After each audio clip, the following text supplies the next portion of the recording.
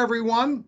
Kevin Williams here on the Shore Sports Network, and I'm delighted to be joined today by Rich Carroll, who is the athletic director at both Middletown North and Middletown South, and is also president of the Shore Conference of High Schools, which represents the 48 high schools here in Ocean and Monmouth County. Rich, first of all, thanks for doing this. You know how much I appreciate it. Well, thanks for having me, Kevin. Good to talk to you. Clearly, I think of the spring season. I think of the headaches for athletic directors are normally rainouts, postponements because of weather and all of that. It was a very different scenario this spring. And as an administrator, tell me how frustrating it was for you. It was very frustrating. You talk about rainouts in the spring and things like that. Actually, the weather this spring has not been that bad, so we would have had a lot of games in there. But, it's been the frustrating point is we've always been having, look to have the answers. A game gets rained out. Well, we're going to play next Tuesday. We're going to play next Wednesday, whatever. A field, we have to switch fields or something like that. The frustrating point to us was we had no answers. The time frame, kept getting pushed back, in the hopes of having a spring season. And then obviously the plug was pulled this past Monday. But, right up until, Monday morning, we were working on what a spring season would look like. Myself and Nick Pizzulli, our scheduler, were working on a schedule. So we were preparing to have something, for the kids. And it's just frustrating. We can't give to the kids, our fans, especially the seniors who don't get to play another game. Obviously, as an administrator in a large school district, you're in charge with your other administrators, your principals, your superintendents. Was there really, when for you was the point in the spring where you really said, I just don't think schools are going to reopen? I think as time went along, even though we were preparing for, spring season, I think, you got the feeling that things weren't going to happen. There was just too many questions as far as the health and well-being of our athletes and coaches and fans that, you got the feeling that it was going to be a long shot at best. And when finally, Governor Murphy did make that call on Monday, I don't think anybody was surprised by it. Not being surprised, though, it was still obviously very difficult for not only your coaches, many of whom coaches, I follow social media, obviously had a lot of contact with their athletes, and we're always trying to be positive throughout this. Sure. Stay the course, do what you can. But then once that announcement comes, even though you're not surprised, it really hits home. It was heartbreaking. Again, we talked about, like Superstorm Sandy and 9/11 about when things shut down. And never have we experienced this. In those two occasions, the tragedies they were, we knew at some point we would get back. The frustration was not knowing that we'd ever get back. And the fact that we never did get back is really frustrating and heartbreaking for us. As much as we hate to, we close the door on the spring season because it's now, history. And I know, so many schools have been trying to do as much as they can to honor and praise their seniors and to let them know they're not forgotten. And I guess, as I've said to other people, boy, they certainly got a stark dose of adversity. Kids at a young age have to learn how to deal with things. And this was one. This is a big one. As a coach and an athletic director, we always talk about life lessons, and there's no bigger life lesson that they learned this season and how to handle adversity. And I can only hope that this is the biggest adversity, they face in their life.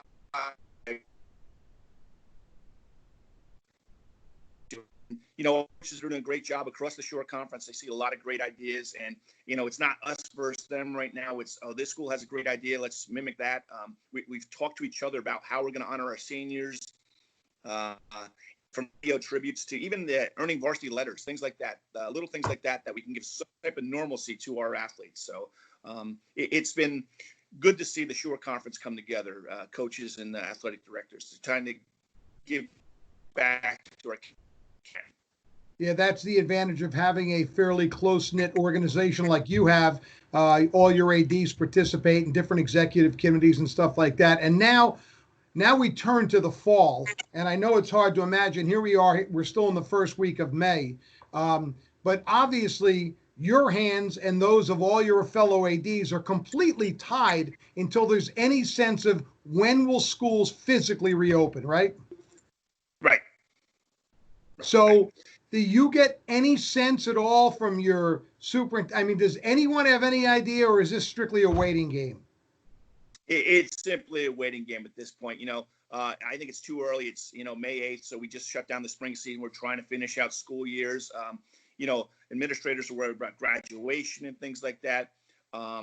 As far as the short conference, we just actually scheduled for next spring already. So we did that virtually the first time. So we're preparing like life is going on. So, our full schedule has been well, done in advance. So everything's set to go. Now it's just sit and wait. I think we start to generate questions on what normal is as far as health and well-being.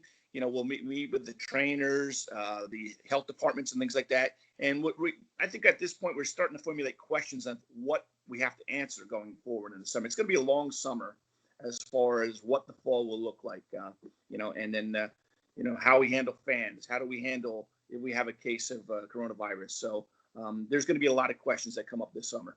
And of course, obviously you may have to react to the start date of any kind of fall season.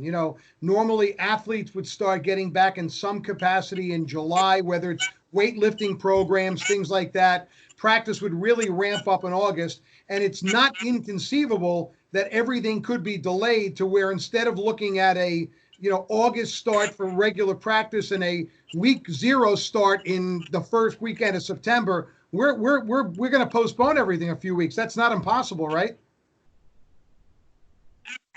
Oh, absolutely not. Again, I think as the summer goes along, we'll talk. Obviously we'll have a better idea where we're going, but and I think we'll start to formulate plans like we did in the spring. Okay, we only have 5 weeks of a season or 6 weeks of a season, whatever, and we'll make adjustments accordingly. Again, we're going to take our lead from the NJSIA, our local superintendents, Ocean County, Monmouth County, the Board of Health and things like that. So we'll take our lead from them. And I'm confident that the Shore Conference has a lot of great people where if we have to make adjustments, we will do it on the fly. And obviously working back from state tournaments and things like that and Shore Conference tournaments. So anything we can do to make sure we get the kids on the field, we're going to try and do. Is it especially concerning for someone like you that as we get into the fall sports, we are talking about sports in which there is a lot more contact between athletes and, of course, specifically football? I mean, there's no way you can play football without contact. Sure. What's the football game going to look like? With the contact, soccer, things like that. Football, we have large crowds. Middletown, I get 4,000 people for each football game. So what's that going to look like?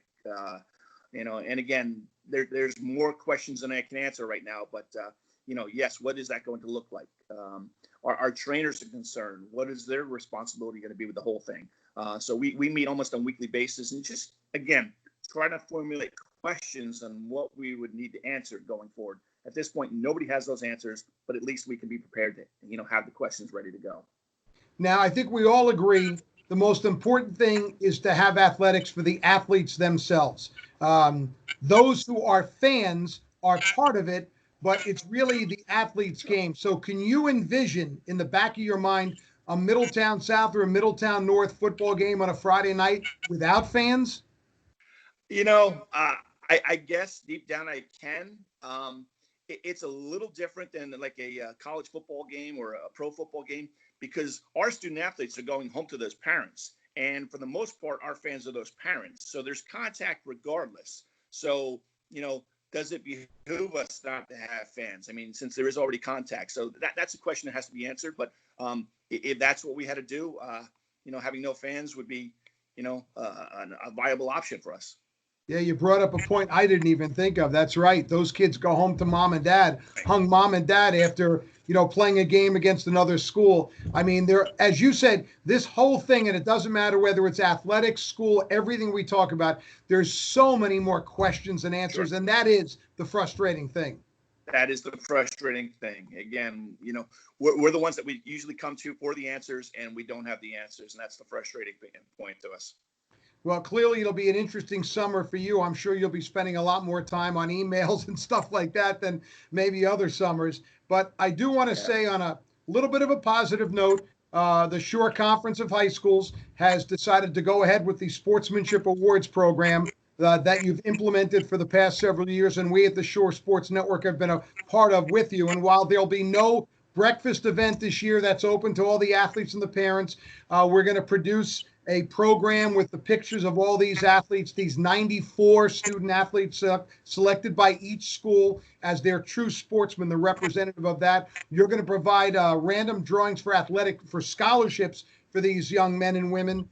So that is something that these kids, many of them who would have been spring athletes, will at least have something to finish up their high school careers. And I think your organization is to be congratulated to putting that event on. Really, when it's from a revenue standpoint, it's just something that comes out of your pocket, and yet you guys are going to do that. I think that's terrific. Well, thank you. It's really the highlight of the year. It kind of wraps up the year at the end, but it's the best of the best the Shore has to offer. And I know all of the athletic directors looked forward to that day. And we felt it was, there was never a decision not to have the event. Obviously, we can't have it in person. We're going to be honoring 2 male and 2 female from each county with scholarships. How we do that, if we do it on a live video or something like that, we'll figure that out. But it's important to recognize all those athletes across the Shore, the best of the best. Yep, and we will produce a special print program with all of them included, which will be made available throughout the Shore area. We're also going to do a page on our website that will have all that information. So we'll find a way to join you and honor these young men and women and give them something to smile about. In many cases, in a year that there were not a lot of smiles, more tears of sadness than tears of joy, unfortunately. Yeah, we will miss you as the MC, though. I mean, you always did a great job, and any of those Penn State kids came up, you got a little extra push from you. Well, let's hopefully next May we're doing an event again. Rich, I appreciate you taking the time to chat with us. It'll be an interesting next few months for all of your fellow ADs, not only in the Shore Conference, but throughout New Jersey.